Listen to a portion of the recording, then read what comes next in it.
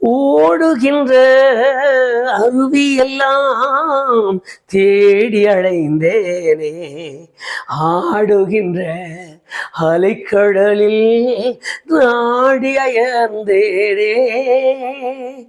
ஓடுகின்ற அருவியெல்லாம் தேடி அலைந்தேனே, ஆடுகின்ற அலைகடலில் நாடி அயர்ந்தேனே. தேடுகின்ற என் எதிரே தெய்வத்தை காணேனே. பாடுபடும் ஏழை நான் அழுது வாடினேனே.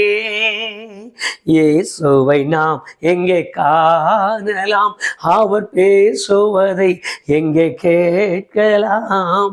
இயேசுவை நாம் எங்கே காணலாம். ஆண்டவராகிய இயேசு கிறிஸ்துவின் ஏற்ற நாமத்தினாலே தேவ சமூகத்தில் சேர்வதற்கு கர்த்தர் கொடுத்த பெரிய பாக்கியத்திற்காக உள்ளந்தரந்து நான் ஆண்டவரை துதிக்கிறேன். இன்றைக்கு ஆவியானவர் நம்மோடு கூட அப்போஸ்தலனாகிய யோவான் எழுதிய 3வது நிருபத்தை நாம் பார்க்கவும் கேட்கவும் கர்த்தர் நமக்கு ஒரு நல்ல வாய்ப்பு கொடுத்து நம்மோடு கூட அவர் இடைப்பட்டு அந்த அனுபவங்களை நம்முடைய வாழ்க்கையில் உரியதாய் மாற்றுவாராக. எங்கு அருமையான கர்த்தருடைய தாசன் காயு என்று சொல்லுகிற ஒரு அருமையான கர்த்தருடைய மனுஷனுக்கு எழுதிய கடிதத்தை பார்க்கலாம்.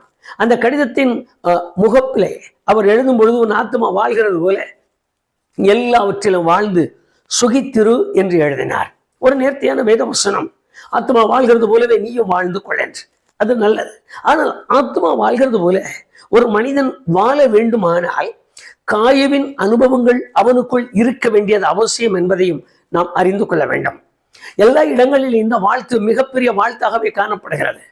எந்த இடத்தில் கல்யாணத்தில் ஆனாலும் மற்ற சூழ்நிலைகள் ஆனாலும் உன் ஆத்மா வாழ்கிறது போல வாழ்ந்து கொள், உன் ஆத்மா வாழ்கிறது போல வாழ்ந்து கொள் வாய் விட்டு சொல்லுவதற்கு நாம் அதை பழகிவிட்டோம்.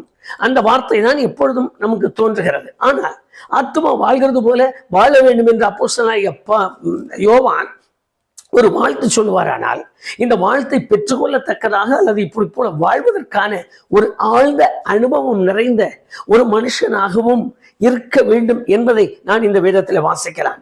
என்று அவர் எழுதுகிற இந்த நிருபம் காயு என்கிற ஒரு அருமையான மகனுக்கு எழுதுகிறார். அவர் எழுதும் பொழுது 3 வித்தியாசமான காரியங்களை குறித்து அவரை குறித்து அதில் எழுதி, இப்படி நீ இருப்பதால் உன் ஆத்மா வாழட்டும் என்று அவரை வாழ்த்தினார். இந்த 3 காரியங்களையும் இன்றைக்கு நம்ம அப்போஸ்தலனாகிய யோவான் நமக்கும் கூட அப்படி அவர் எழுதுகிற அந்த நிருபத்தின் நகலாக எண்ணுவோமானால் நம்முடைய அனுபவங்களும் கூட காயுவின் ஆசீர்வாதத்திற்கு உரியதாய் நமக்கு மாறும்.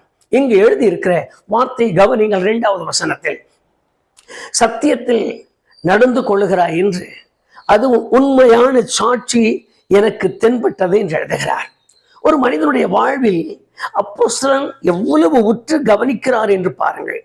அப்போஸ்தலனாகிய யோவான் தன்னாலே ரட்சிக்கப்பட்ட ஒரு மனிதனாக இருக்கலாம். காயு இந்த காய்வை குறித்து அநேக முறை அவர் கேள்விப்படுகிறாரோ அல்லது சிந்தனைக்கு போகிறாரோ அல்லது அவருடைய செயல்பாடுகள் கொஞ்சம் வெளிப்படையா இருப்பதால் அவரை குறித்து இவர் அதிக பாரம் உள்ளவராய் இருக்கிறாரோ அது தெரியவில்லை. ஆனால் பாரம் நிறைந்த ஒரு மனுஷனை போலத்தான் அவரை குறித்து எழுதும் பொழுது, அருமையான சகோதரன் காயு, உன்னை குறித்து நீ உண்மையுள்ள சாட்சியா இருக்கிறாய் என்று நான் கேள்விப்படுகிறதுனாலே நீ சத்தியத்தில் நடக்கிறாய் என்று அறிந்து நான் சந்தோஷப்படுகிறேன் என்றார். முதலாவது நாம் வேதத்தை வாசிக்கும் பொழுதும் தியானிக்கும் பொழுதும் தேவனுடைய நோக்கத்தை அறிய வேண்டும், தேவனுடைய தீர்மானத்தை அறிய வேண்டும். அது இல்லாமலே நாம் நம்முடைய காரியமாகவே செயல்படுகிறோம். அது குறிப்பாகவே எல்லார் வாழ்க்கையில் நடக்கிற ஒரு காரியம். குறிப்பாகவே செயல்பட தொடங்கி விடுகிறோம். எல்லாமே நமக்கு நடக்கிறது, எல்லாம் நம்மோடு கூட இருக்கிறது என்கிற அந்த ஆழ்ந்த சிந்தனையிலே நாம் செயல்பட தொடங்குகிறோம். ஆனால் தேவனுடைய நோக்கத்தை அறிவதில்லை, தேவனுடைய சித்தத்தை அறிவதில்லை. முதலாய் தேவன் ஒரு மனுஷனிடத்தில் விரும்புவது ஒரு உண்மையான சாட்சியின் வாழ்க்கை என்பதை நாம் நினைக்க வேண்டும். சாட்சி சொல்லுகிறோம் சபையிலே, கைவழி நல்லானது, கால்வழி நல்லானது. அந்த ஊழியக்காரர் எனக்கு ஜெபம் பண்ணும்பொழுது கட்டி கரைந்தது, இந்த ஊழியக்காரர் ஜெபம் முழுவது எனக்கு காது திறந்தது. இதுதான் நமக்கு இன்றைக்கு சபையிலே சாட்சியாய் நிற்கிறது. ஆனால் நான் ஒரு உண்மையான சாட்சிக்காரனாய் நிற்கிறேனா என்கிற ஒரு அனுபவத்தை நாம் எண்ணும் பொழுது அது நமக்கு மிகுந்த பலவீனத்தை உண்டு பண்ணுகிற காரியமாய் தென்படுகிறதை தவிர, நான் உண்மையுள்ள சாட்சியாய் நிற்கிறேன் என்பதற்கு மற்றவர்களும் சொல்ல மாட்டார்கள். நானும் என் மனசாட்சியோடு சொல்லுவதில்லை. காரணம், மற்றவர்கள் என்ன செய்கிறார்களோ அதை நானே செய்து விடுகிறேன். நான் கிறிஸ்தவன் என்பதற்கு வெளிப்படையான அனுபவங்கள் எனக்கு இல்லை. நீங்கள் அப்படி எஸ்தரின் புஸ்தகத்திற்கு உங்கள் கவனத்தை திருப்புங்கள். எஸ்தரின் புஸ்தகத்தில் ஆமான் என்று சொல்லுகிற ஒருவன் ராஜாவினிடத்தில் ஒரு பிராது பண்ணினான். அந்த பிராதில் எழுதியிருக்கிற வார்த்தைகளை நீங்கள் எஸ்தரின் புஸ்தகத்தில் வாசித்து பாருங்கள். அரசே, நம்முடைய நாட்டில் ஒரு ஜனம் பரவி இருக்கிறது. இந்த ஜனங்களுடைய பழக்க வழக்கங்கள் எல்லாம் விகற்பமாய் இருக்கிறது என்று எழுதினார். அப்போ ஒரு கிறிஸ்தவனா வித்தியாசமாய் விகற்பமாய் அது அல்ல. வேதத்தில் எழுதியிருக்கிறது, உண்மையாய் நடந்தாலே போதும். ஒரு கிறிஸ்தவன் உண்மையுள்ளவனாய் வாழ்ந்தாலே போதும். அதுவே பெரிய காரியம். அது முடிவதில்லை. ஆண்டவருக்கு முன்பாக உண்மையாய் நிற்க முடியவில்லை. எத்தனை கேசுகள், எத்தனை போலீஸ் கேசுகள் ஆனாலும், கைதிகள் ஆனாலும், எத்தனை பேருடைய பெயர், கிறிஸ்தவ பெயர் தான் முதல் அடிபடும். இது எல்லாருடைய சூழ்நிலையிலும். அடிதடி சண்டை கிறிஸ்தவன் பேர் தான், கொலைக்கேசுல கிறிஸ்தவன் பேர் தான், குடிபோதையில் ஆடுறது கிறிஸ்தவன் தான். இந்த கிறிஸ்தவ பெயரோடு வாழ்கிறேன். ஏன்னா நான் ஆண்டவருடைய பிள்ளை. நான் ஆண்டவருக்கு என்னை பற்றி தெரியும். அவர் எனக்கு சொல்லிதான் நான் வந்தேன். நான் தரிசனம் பார்க்கிறேன், நான் சொப்பனம் பார்க்கிறேன், நான் ஆண்டவரை தேடுகிறேன் என்று சொல்லுகிற எத்தனையோ பேருடைய வாழ்க்கை தான் போராட்டம் நிறைந்ததா இருக்கிறது, குழப்பம் நிறைந்ததா இருக்கிறது, சண்டை உள்ளவர்களா இருக்கிறது. அவர் எப்படி இருக்கிறார் என்று அவருடைய பெயரை கேட்கும் பொழுதே சொல்வார்கள், அவன் ஒரு கிறிஸ்தவனா, எடுத்த வார்த்தை சொல்வார்கள். அதற்காக கேவலமான காரியங்களில் அல்ல, சாதாரணமான வாழ்க்கை பாருங்கள். இங்கு காயுவுக்கு அப்போஸ்தலனாகிய யோவான் முதல் அவரை கவனிக்கிற வார்த்தை உண்மையுள்ளவனாய். அதற்காக தான் இந்த வாக்கு தத்தத்தை எழுதினார். உன் ஆத்மா வாழ்கிறது போல எல்லாவற்றிலும் வாழ்ந்து சுகித்தரு. இன்றைக்கு அந்த வாக்கு தத்தங்கள் எல்லா இடங்களிலும் பரவ. யார் எப்படி நடந்தாலும் சரி, உன் ஆத்மா வாழ்கிறது போல நீ வாழ்ந்து, உன் ஆத்மா வாழ்வது உண்மையிலா என்பதுதான் முதல் கேள்வி. என் ஆத்மா எதிலே வாழ்கிறது? என் ஆத்மா எல்லா விதமான கசப்பான காரியங்களிலும், எல்லா விதமான கேடான காரியங்களிலும், எல்லா விதமான சாட்சியற்ற காரியங்களிலும், எல்லா விதமான சூழ்நிலைகளிலும் ஒன்றித்து மக்களோடு சேர்ந்து நிற்கிறதா? இல்லை.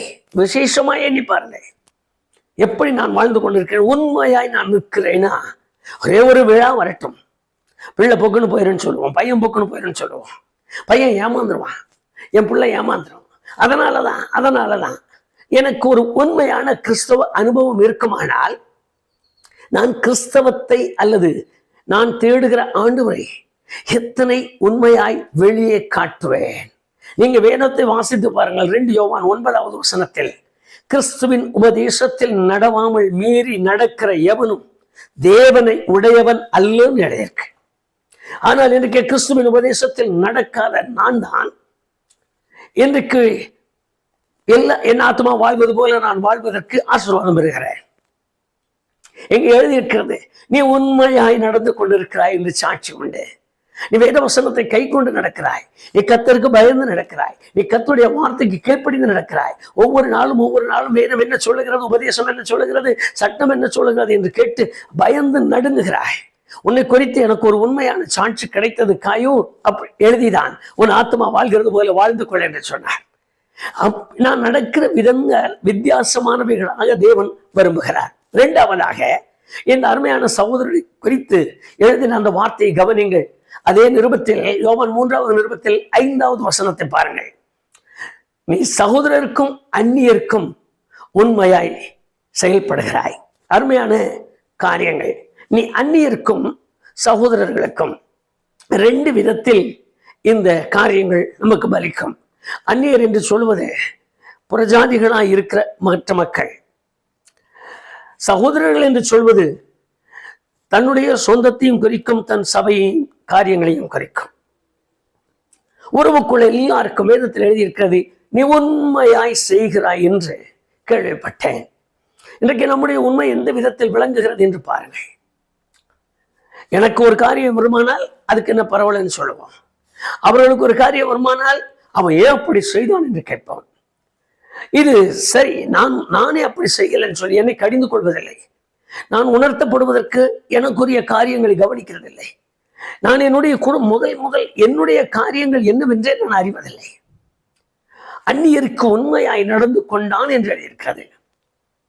அந்நியர்கள் ஆகிய புறஜாதிகளுக்கு, கர்த்தரை அறியாத மக்களுக்கு நான் என்ன விதமாய் நடக்கிறேன் என்கிற என் நடைமுறையை முதல் நான் சீர்தூக்கி பார்க்க வேண்டும். என் வாழ்க்கை ஒரு தராசு என்பதை மறக்க வேண்டாம். இந்த தராசில எந்த புறத்தில் இருக்கிறது, எந்த புறத்தில் அழுத்துகிறது, எந்த புறத்தில் தூக்குகிறது என்பதை நாம் தினம் நம்மை நிறுத்து பார்க்க வேண்டும்.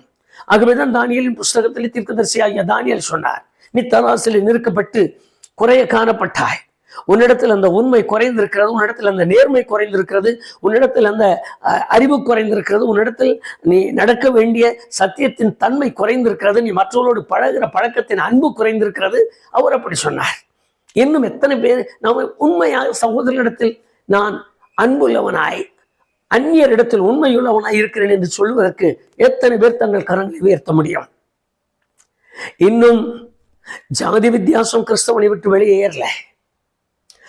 இன்னும் குடும்ப காரியத்தில் தனக்கு என்பதுதான் சுயநலம் கிறிஸ்தவனை விட்டு வெளியேறல.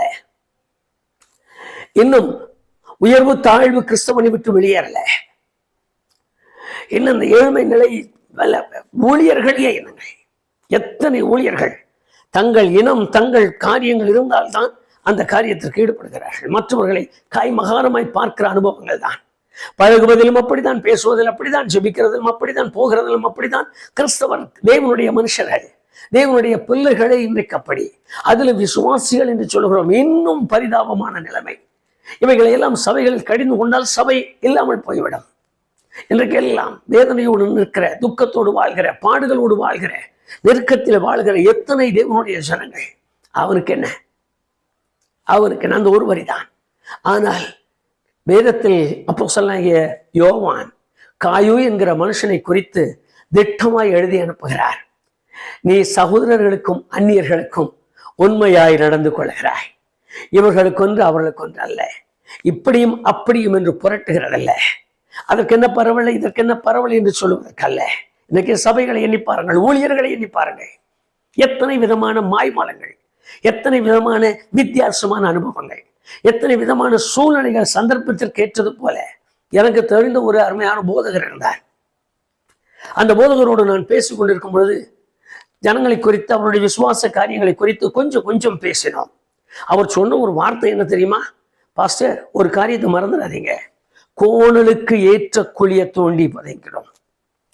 எப்பவுமே குழி நேராவே போட்டோமா கோணலா இருக்கிற குச்சி எப்படி உள்ள இறங்கும்? கோணலுக்கு ஏற்ற குழியை விட்டுங்க. ஒரு அருமையான அர்த்தம் அது. இன்றைக்கு எத்தனை ஊழியர்கள் கோணலுக்கு ஏற்ற குழியை விட்டு கொண்டிருக்கிற சபை போதகர்கள் கடிந்து கொள்வதில்லை, உண்மையாயிருப்பதில்லை. நான் அதுல விலகி இருக்கிறேன் என்று ஒரு ஊழியர் சொல்லுவதில்லை. இது தவறுன்னு சொல்றதில்லை, இது தப்புன்னு சொல்றதில்லை. ஒன்று ஆதாயத்தை பார்க்கிறோம், இல்லை ஆத்மாவினுடைய போக்கை பார்க்கிறோம். ஆத்மா போய்விடும் என்கிற பயம், அது நம்ம விட்டு விலகிறோம். ஒரு காரியத்தை மறக்காதீங்க, என் பரமபிதா நடாத நாற்றெல்லாம் வேரோடு பிடுங்கப்படும் என்பதை மறந்து போக வேண்டாம். முதலாவது கர்த்தருடைய ஜனங்கள், கர்த்தருடைய பிள்ளைகள், தேவனுடைய ஊழியத்தை செய்கிறவர்கள் தங்களையும் தங்கள் கிரியைகளை ஆராய்ந்தாலே ஒரு பெரிய எழுப்புதலை தேசத்தில் பார்க்கலாம். நல்லகனி கொடாத மரமெல்லாம் எத்தனை முறை கொத்தி எருப்போட்டாலும் வெட்டுண்டு அக்னியிலே போடப்படும். வேதம் அப்படி சொல்லுகிறது. கர்த்தருடைய வார்த்தை சாதாரணமாய் ஒரு மனிதனோடு இடைபடுவதில்லை. இங்கு அந்நியருக்கு நீ உண்மை இல்லவனாய் இருந்தாய், இவர்களுக்கு ஒன்று அவர்களுக்கு ஒன்று அல்ல, இப்படியும் அப்படியும் அல்ல. சுவிசேஷத்தை புரட்டுகிறதல்ல, வேதத்தை புரட்டுகிறதல்ல. இது நான் செய்யாமல் போனால் யார் செய்வதென்பதல்ல. எத்தனை ஊழியர்கள் மறைமுகமாய் ஆண்டவருக்கு விரோதமான துரோகிகளாய் நிற்கிறோம், ஆண்டவருக்கு விரோதமான செயல் உள்ளவர்களாய் நிற்கிறோம், ஆண்டவருக்கு விரோதமான செயல்பாடு உள்ளவர்களாய் இருக்கிறோம். எங்கோ பிறக்கிறான், எங்கோ வளர்கிறான், எங்கோ கொண்டு வருகிறான். அவர்களை நாம் எவ்வளவு காரியங்களாய் சொல்லி இணைத்து வைத்து விடுகிறோம். ஆண்டவர் எனக்கு சொன்னார், ஆண்டவர்களுக்கு தரிசனம் கொடுத்தார், வேதம் அப்படி சொல்லுகிறது, இப்படி கூட இருக்க வேண்டும் இல்லையா, ஒருவேளை இப்படி ரட்சிக்கப்படலாம் இல்லையா, எல்லாம் யார் சொல்லி கொடுத்தது? நாங்களாக கற்றுக்கொண்டு நானாக பேசி நானாகவே செயல்பட்டு விடுகிறோம். வேதத்தில் எழுதியிருக்கிறது, வேதம் சொல்லுகிற காரியம். அப்போஸ்தலனாகிய யோவான் காயுவிடத்தில் சொல்லுவது, நீ உன் சகோதரர்களுக்கும் அந்நியர்களுக்கும் கூட உண்மையுள்ள சாட்சியாய் இருந்தாய். அந்த ஒரு உண்மையை இன்றைக்கு அப்போஸ்தலன் விரும்புகிறது போலவே ஆண்டவரும் விரும்புவார். ஆனால் ஆண்டவர் விரும்புகிறார். அவர் இன்றைக்கு அந்த விருப்பத்தோடு உங்களையும் என்னை சோதித்து பார்த்தால் நீங்களும் நான் என்ன விதத்தில் இருப்போம் என்பதை சிந்தியுங்கள். மூன்றாவதாக அப்படியே வேத வசனத்திற்கு வாருங்கள். 6வது வசனத்தில் பாருங்கள். உன்னுடைய அன்பு சபைக்கு முன்பாக சாட்சியானது என்று எழுதியிருக்கிறார். ஆச்சரியமான ஒரு காரியம். வார வாரம் சாட்சி சொல்லுகிற பிள்ளைகள் இருக்காங்க. வார வாரம் எனக்கு இடுப்பு வலி, எனக்கு நெஞ்சு வலி, எனக்கு முதுகு வலி, எனக்கு இப்படி இருந்தது அப்படி இருந்தது அழுதேன் அப்படி சொல்லுகிற ஆட்கள் எல்லாம் இருக்காங்க. ஆனால் இங்கு சொல்லுகிற காரியம், நீ சபைக்கு முன்பாக உண்மையுள்ள சாட்சியா இருந்தாய். சபையில் இருக்கிறவர்களே உன்னை குறித்து சாட்சி சொன்னார்கள். நீ உண்மையா இருக்கிறாய் என்று மற்றவர்கள் உன்னை குறித்து சொல்லுகிற சாட்சி என் காதுகள் கேட்டதென்று. வேதத்தை கையில் எடுக்கிறோம், போதிக்க தொடங்கி விடுகிறோம், பிரசங்கிக்க தொடங்கி விடுகிறோம். ஆனால் என்னை குறித்து மற்றவர்கள் சாட்சி சொல்ல ஆரம்பிக்கும் பொழுது அவர்கள் சொல்லுகிற சாட்சி உண்மையும் உத்தமமான வார்த்தைகளை சொல்லி என்னை செய்வார்களா? இயேசு கிறிஸ்து தாளந்துகளை கொடுத்த அந்த ஆட்களை பாருங்கள். நான் உங்களுக்கு கொஞ்சம் கொடுத்தேன், எனக்கு இவ்வளவு சம்பாதிச்சிருக்கேன். இந்த தாளந்துகளை குறித்து அவர் சொல்லும் பொழுது, நல்லது உத்தமமும் உண்மையும் உள்ள ஊழியக்காரனே, அந்த வார்த்தையை அவர் சொல்லி உன் எஜமானின் சந்தோஷத்துக்குள் பிரவேசன் சொல்கிறார். உத்தமமும் உண்மையும் உள்ள ஊழியனா. அப்ப என்னுடைய உத்தமமும் என்னுடைய உண்மையும் எதிலே விளங்கும்? நீங்க வேதவசனத்தை வாசிப்பீர்களானால் 1 தீமோத்தேயு 4ஆம் அதிகாரம் 8வது வசனத்தை வாசித்து பாருங்கள். தேவ பக்தி என்பது இம்மைக்கு உரியதையும் மறுமைக்கு உரியதையும் நமக்கு கொடுக்கும். இப்ப இம்மைக்குரிய காரியங்களை குறித்து நான் உண்மையுள்ள சாட்சியுள்ள ஒரு மனிதனாய், நான் உண்மையாய் என் அனுபவங்களை நடக்க தொடங்கினால் மறுமைக்கு உள்ளதில் எனக்கு உண்டான ஆசீர்வாதங்கள் அளவு கடந்ததாய் மாறிவிடுமாம். ஆகவேதான் ஆண்டவர் சொல்லும் பொழுது சொன்னாரே, நாமத்து நிமித்தம் நிலங்களை விட்டவன், மனைவி விட்டவன், பிள்ளைகளை விட்டவன் என்று அந்த வார்த்தையை அவர் சொல்லி கொண்டு வரும் பொழுது அவர் சொல்லுகிறார், இம்மையிலே நூறத்தனையும் மறுமையிலே நித்திய ஜீவனையும் என்று. இம்மைக்குரிய ஆசீர்வாதங்கள் கூட என்னுடைய சாட்சியின் நடைமுறையில் அனுபவத்தில் அமைந்திருக்கிறது என்பதை இந்த வேத வசனம் நமக்கு எத்தனை தெளிவுள்ளதாய் காண்பிக்கிறது என்பதை பாருங்கள். வீட்டை வாசித்து பாருங்கள். 1 தீமோத்தேயு 5ஆம் அதிகாரம் 8ஆம் வசனத்தில் சொந்த ஜனத்தையும் குறிப்பாக தன் வீட்டாரையும் என்று எழுதியிருக்கிறது. இந்த வேத வசனங்களை எல்லாம் நாம் நினைக்கும் பொழுதுதான் நடந்த சம்பவங்களை நமக்கு கொண்டு வருவோம். சகோதரருக்கும் அந்நியருக்கும் உண்மையுள்ளவனாய் நின்றார். சொந்த ஜனத்திலும் தன் வீட்டிலும் கூட இன்றைக்கு எத்தனை கர்த்தருடைய ஜனங்கள் விசாரணையற்றவர்களாய் உண்மையில்லாதவர்களாய் நிற்கிறோம். குடும்பத்தோடு ஆராதனைக்கு போறீங்களையா? அதுதான் கொஞ்சம் சிரமங்க. முன்ன போவோம் பின்ன வரும். குடும்பத்தோட கர்த்தருடைய பந்தி எடுத்துட்டீங்களா? அதுவும் கொஞ்சம் கஷ்டம்தான். குடும்பத்தோட ஞானசாமி எடுத்திருக்கீங்களா? பிள்ளைக்கு வயது என்னையா? என் மகனுக்கு வயது, என் பிள்ளைக்கு வயது தாண்டி விட்டது. அடிக்கிறதுக்கு மனசு வரும்போது சொல்லுவோம், தலை வளைந்த பையன், தலை வளர்ந்த பையன், அவனை எப்படி தொடறது? தலை வளர்ந்த பிள்ளை எப்படி தொடறது? சொல்லும் போதே சொல்றோம், திட்டுவதற்கு, பேசுவதற்கு, அடிப்பதற்கு தலை வளர்ந்த பையன்னு சொல்லி நான் தீர்மானிக்கிறேன். ஆனால் ஞானஸ்நானம் கொடுப்பதற்கு, கர்த்தருடைய பந்தியில் பங்கு கொள்வதற்கு, ஜெபிக்க வைப்பதற்கு, ஆலயத்திற்கு கொண்டு வருவதற்கு எனக்கு கண் தெரியறதுல தலை வளர்ந்த பையன் சொல்லி. அவன் இன்னும் சின்னதா இருக்கான், அவனுக்கு என்ன தெரியும், அவன் ஒரு வயசு பையன். இந்த சாக்கு போக்கு முழுவதும் ஆண்டவருடைய காரியத்தில் வருகிறது. மற்றதெல்லாம் மேலாக ஓங்குகிறது. இன்ன பைக்கு இன்ன விலையில தான் எனக்கு வேணும்னு கேட்பான், இன்ன செல்லு இன்ன விலையில தான் எனக்கு வேணும்னு கேட்கிறான். உடனுக்குடன் அவன் கேட்டுட்டான், பையன் போக்குன்னு போயிடுவான்.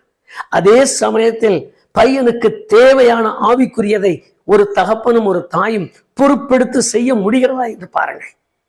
இவைகளையெல்லாம் சொல்லும் பொழுதுதான் சங்கடங்கள் தோன்றுகிறது. சபையிலே சங்கடங்கள், ஜனங்களுக்குள்ளே சங்கடங்கள், சபை கலைந்து போகிறது. இவர் பரவாயில்ல, இவர் கொஞ்சம் ஒரு ரொம்ப இதா இருக்கார், ஏதோ விட்டு பிடிக்கணும் இல்லை, ஒரே அடியா முறுக்கணும் அருந்து போயிரும் இல்லை, ஒரே அடியா பார்த்தார்.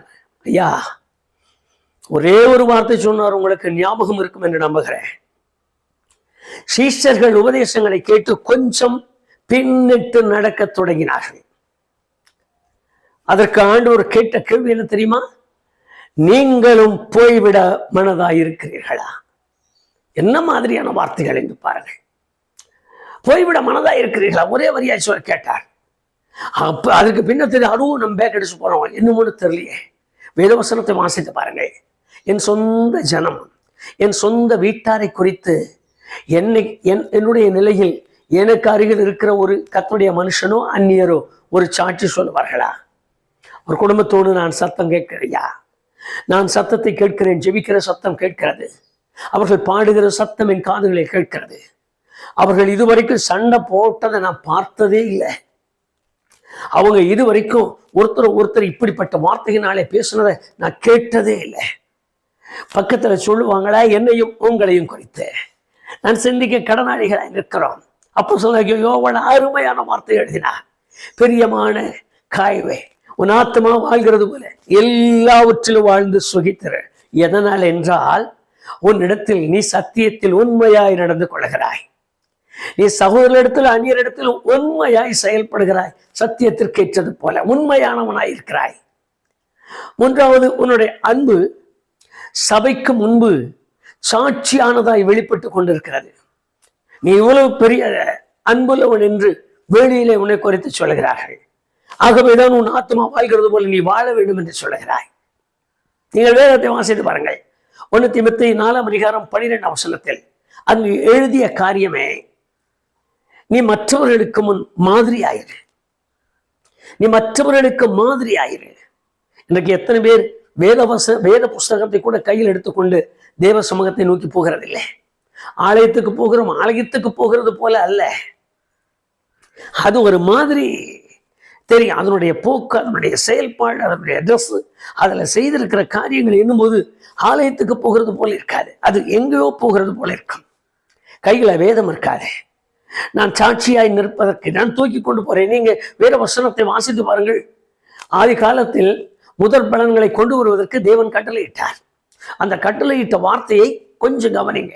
உன்னுடைய தோட்டத்தில் முதல் பழுக்கிற பழங்களை நீ ஒரு கூடையிலே சேர்த்து அதை தூக்கி உன் தலையில வைத்துக்கொண்டு நீ நடந்து ஆலயத்துக்கு போ. அதுக்கு காரணம் என்ன? பக்கத்தில் இருக்கிற எங்க போறீங்கன்னு சொல்லிட்டா, என்னுடைய முதல் பலன்களை நான் கர்த்தருக்கு காணிக்கையாய் செலுத்த போகிறேன் அப்படி சொன்னால் தேவனுக்கு மகிமை உண்டாகுமா? அப்படி சொல்லு, அப்படி செய் என்று சொல்லி கொடுத்தார். முதல் பலனே வேண்டாம், உன் தசமபாகமும் வேண்டாம், நீங்க செய்ய போற தியாகமான காரியங்களும் வேண்டாம்.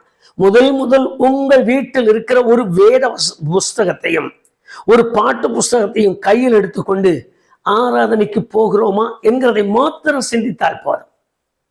ஆலயத்துல புஸ்தகத்தை வாங்கி போட்டு வச்சிருக்கணும். ஏன்னா பிள்ளைகள் வருவாங்க, பாட்டு புஸ்தகம் இல்லாமல் வருவாங்க. இதுல இருந்து தான் எடுத்து அவங்க பாடணும். மறுபடியும் அந்த பாட்டு புஸ்தகத்தை அப்படியே தூக்கி உள்ள வைக்கணும். இதுதான் இன்றைக்கு நடக்கிற சம்பவங்கள். ஒரு வீட்டுக்குள்ள ஒரு பாட்டு புஸ்தகம் இருக்காதா? செய்ய முடியாதையா? ஒரு வீட்டுக்கு ஜெபத்திற்காக போயிருந்தேன். நான் பார்த்து ஆச்சரியமாகிவிட்டது. அவர் வரும்பொழுது வித்தியாசமான காரியங்களை நான் செய்வார். சாட்சி சொல்லும் பொழுது எனக்கு அந்த குறைவு இந்த குறைவு. மற்றவர்களோடு பேசும் பொழுது ஐயோ பரிதாபமான மனிதனாயிருப்பார். ஏழை மனிதன், ரொம்ப ஒரு சட்டை கூட நல்லதா போட மாட்டார். ஆனால் ஒரு முறை வீட்டுக்கு போயிருந்தேன். நான் உட்கார்ந்த உடனே அவள் போட்டுக்கொண்டு கவனித்து கொண்டிருந்த ஒரு டிவியினுடைய விலை 27,000 ரூபாய். காரியம் தவறுங்கிறதுக்கெல்லாம் நான் சொல்லலை, அதையெல்லாம் நீங்க செய்து கொள்ளலாம். ஆனா வீட்டுக்குள்ள இருக்கிற வேத புஸ்தகத்துக்கு மளிகை கடைக்காரருக்கு தொப்பையோடு நிற்கிறது போல இருக்கு அந்த வேதம். அந்த கருப்பட்ட 2 உள்வாங்கிருச்சு. அதுக்கு சென்ற பாகம் இருக்கு, பின்பக்கம் அடியில் நுழைஞ்சிருக்கு. மேல இருக்கிற பாகம் அப்படியே குவிந்து நிற்கு. பரிதாபமான நல்ல ஒரு வேத புஸ்தகத்தை வாங்கி வாசிக்க முடியாது. நல்ல ஒரு வேத புஸ்தகம். மனைவிக்கு வேதம் அது இல்லை, பிள்ளைக்கு வேதம் இல்லை, தனக்கு ஒரு நல்ல வேதம் இல்லை, தனக்கு ஒரு நல்ல பாட்டு புஸ்தகம் இல்லை. எல்லாம் செய்ய முடியும். வேதம் சொல்லுகிறதையா, நீ விசுவாசிக்கு மாதிரியாயிரு. நான் மாதிரியா இருந்தால்தான் வேதம் எனக்கு சொல்லுகிற ஆழ்ந்த ஆசீர்வாதம் என்னை சொல்ல கொள்ள. உன் ஆத்மா வாழ்கிறது போல நீ எல்லாவற்றிலும் வாழ்ந்து சுகித்திரு. ஒரு வார்த்தையினுடைய பின்னணி என்ன? அந்த வார்த்தை ஆசீர்வாதமாய் ஒரு மனிதனுக்கு கிடைப்பதற்கு அந்த மனிதன் மேல் விழுந்த கடமை ஒன்று, சத்தியத்தில் உண்மையாய் நடக்க வேண்டுமா? மற்றொன்று, சகோதரர்களுக்கும் அந்நியர்களுக்கும் உண்மையாய் இருக்க வேண்டுமா? மூன்றாவது, பாரபட்சமில்லாத உண்மையாய் நிற்க வேண்டுமா? மூன்றாவது, நான் மற்றவர்களிடத்தில் வைத்திருக்கிற அன்பின் சிநேகம், நான் மற்றவர்களுக்கு காண்பிக்கிற அன்பின் நோக்கம் சபைகள் வரைக்கும் சாட்சியுள்ளவைகளாய் நிற்க வேண்டுமா? இப்படிப்பட்ட இந்த அனுபவங்கள் என்னில் காணப்பட தொடங்கினால் என் ஆத்மா வாழ்கிறது போல நான் என்றென்றைக்கு வாழ்வதற்கு எனக்கு கர்த்தருடைய கண்களில் கிருபை கிடைக்கும். அந்த கிருபைக்காகத்தான் தொடர்ந்து நாம் பாடுபடவும் செபிக்கவும் வேண்டியவர்களாய் நிற்கிறோம். அருமையான கர்த்தருடைய பிள்ளையே, எப்படிப்பட்ட நிலையில் நம்முடைய அனுபவங்கள் இருக்கிறது என்று உங்களை நீங்களே சிந்தியுங்கள். ஒன்று, உண்மையாய் வேத வசனத்தை கை கொள்கிறோமா, வேத வசனத்தின்படி நடக்கிறோமா? அது நம்முடைய அனுபவத்தில் தேவை. நான் எல்லா காரியங்களுக்கும் சொல்லுகிறேன், உண்மையாய் நான் ஞானஸ்நானம், உண்மையாய் நான் பரிசுத்தாவின் அபிஷேகம், உண்மையாய் என் பரிசுத்த வாழ்க்கை, உண்மையாய் நான் ஆராதனை, உண்மையாய் நான் கர்த்தருடைய பந்து. இந்த உண்மை உண்மை என்று ஏன் இத்தனை முறை சொல்லுகிறேன் என்றால், இந்த உண்மை எங்க இருக்கிறதோ அங்கதான் நிலை நிற்கப்பட வேண்டும் என்பதை உறுத்தும்படியாக. உண்மையா நான் நிற்கிற ஆராதனை இடம் உண்மையா? நான் ஆராதிக்கிற வாசஸ்தலத்தில் உண்மையாய் நான் ஆராதிக்கிறேனா? எனக்கு எது சொல்லிக் கொடுத்தார்களா? இல்லை, நான் முழுமையாய் ஆராதிக்கும்படி என் ஆண்டவருடைய சமூகத்தில் உண்மையாய் சேவிக்கிற இடத்தை தேடி போகிறேனா? இவைகளை எல்லாம் கொஞ்சம் கொண்டு வாங்க, மனதிற்குள் கொண்டு வாருங்கள். சபை பெருத்து என்பதல்ல, ஜனங்கள் கூட்டம் அதிகம் என்பதல்ல, நல்ல மத்தாளம், நல்ல மியூசிக், நல்ல பாட்டு, நல்ல கைத்தட்டுறோம், ஆடுகிறோம், எல்லாம் அதெல்லாம் காரியம் அல்ல. என்னுடைய அனுபவம் உண்மைதானா? என் பக்தி உண்மைதானா? என் விசுவாசம் உண்மைதானா? நான் என்னுடைய நடைமுறையில் உண்மைதானா? வித்தாரம் பேசுறதுக்கு இடம் இல்லை. உண்மையே. உண்மைக்கு வேறு ஒன்றை சப்பக்கட்டு கட்டுறதுக்கெல்லாம் இல்லை. இதுதான் வேதத்தினுடைய முழுமை. மற்றொன்று, வேத வசனத்தை எண்ணி பாருங்கள். என் மாதிரியான வாழ்க்கை, என் மாதிரியான நடைமுறை, என் மாதிரியான செயல்பாடு, நான் என்னுடைய குடும்பத்தில் நான் நடத்துகிற விதத்தில் என் மாதிரியான நடைமுறை, என் பிள்ளைகளை நான் நேசிக்கிற விதத்தில் மாதிரியான நடைமுறை, என் மனைவி என் புருஷனோடு நான் ஐக்கியப்பட்டிருப்பதில் மாதிரியான நடைமுறை, மற்ற மக்களிடத்தில் வித்தியாசம் இல்லாமல் நான் செயல்படுவதில் மாதிரியான நடைமுறையை கை கொள்கிறேனா? அவருடைய கையில் நம்மை அர்ப்பணிக்கலாமா? நல்ல பிதாவே, இன்றைக்கு நாங்கள் வேத வசனத்திலிருந்து ஒரு நிருபத்தை கையில் எடுத்தோம். உம்முடைய தாசனாகிய அப்போஸ்தலன் யோவான் அவர்கள் எழுதிய அந்த வேத வசனத்தை நாங்கள் உணர்கிறோம். பிரியமான மனிதனுக்கு என்று எழுதி ஆண்டவரே, இந்த காயு என்கிற இந்த சகோதரனை குறித்து சொன்ன அந்த வார்த்தைகளை நாங்கள் வாசித்தோம். உள்ளத்தில் உண்மையாய் சிந்திக்கிறோம். உன் ஆத்மா வாழ்கிறது போல நீ எல்லாவற்றிலும் வாழ்ந்து சுகமாய் இரு என்று சொல்லுகிற வாக்குத்தத்தத்திற்கு எப்படி உரிமையாக முடியும் என்பதை நாங்கள் இப்பொழுது சிந்தித்தோம். அந்த சகோதரனுடைய உண்மையான நடக்கை, சத்தியத்தில் நடந்த உண்மை, மற்றவர்களிடத்திலும் தங்கள் சகோதரர்களிடத்தில் நடந்த உண்மையான செயல், அன்பரே, உண்மையாகவே சபைக்கு முன்பு உண்மையை குறித்து விளங்குகிற சாட்சியின் அனுபவங்கள் இருந்ததால் இந்த ஆசீர்வாதத்தின் உடன் பங்கு என்பதை நாங்கள் அறிந்தோம். அப்படியானால் இன்றைக்கு நாங்கள் கேட்டு, நாங்கள் உணர்ந்து, நாங்கள் இப்பொழுது வாசித்துக் கொண்டிருக்கிறது போல எங்களையும் அந்த அனுபவத்திற்கு மாற்றித்தார். எங்கள் பக்தி உண்மையுள்ளதாய், எங்கள் ஜெப வாழ்க்கை உண்மையுள்ளதாய், எங்கள் ஆவிக்குரிய நிலை உண்மையுள்ளதாய், எங்களுடைய விசுவாசம் உண்மையுள்ளதாய், எங்கள் கிரியை உண்மையுள்ளதாய், மற்றவர்களுக்கு மாதிரியாய், மற்றவர்களுக்கு கண்டு அவர்கள் மனமாற அவர்கள் தங்களை ஆராய்ந்து பார்க்கிற அனுபவங்கள் நிறைந்ததாய் மாறும்படி எங்களுக்கு கிருபைத்தார். இந்த ஒரு பெரிய மாற்றம் எங்கள் எல்லாருடைய வாழ்க்கையிலும் உண்டாகட்டும். அதுவரை நாங்கள் வாசிக்கிறது மாத்திரமல்ல, வாசிக்கிறபடி நடந்து கொள்ளுகிற பாக்கியத்தை எங்களுக்கு தார். தேவ பக்தி இம்மைக்குரியதை எங்களுக்கு கொடுக்கும் என்கிற நம்பிக்கையில் எங்களுடைய வாழ்க்கையில் கலப்படம் இல்லாத உண்மை உண்டாகட்டும், கலப்படம் இல்லாத உண்மை உண்டாகட்டும், கலப்படம் இல்லாத சத்தியம் உருவாகட்டும். அப்படிப்பட்ட ஒரு நல்ல நிலைமையிலே நாங்கள் வாழ்ந்து சுகித்திருந்த தெய்வீக மகிமைக்கு பங்காளிகளாய் மாறும்படி எங்களை மாற்றுவீராக, ஆசீர்வதிப்பீராக. இயேசு கிறிஸ்துவின் இணையற்ற நாமத்தினாலே தாழ்மையாய் ஜெபிக்கிறோம் பிதாவே. ஆமென், ஆமென். உங்கள் ஆத்மா வாழ்கிறது போல நீங்கள் எல்லாவற்றிலும் வாழ்ந்து சுகித்திருக்கும்படி சர்வபூமிக்கும் ஆண்டவராயிருக்கிற நம்முடைய தேவனாய் கர்த்தர் உங்களையும் இதே நிலையில் நடத்தி ஆசீர்வதிப்பாராக. ஆமென்.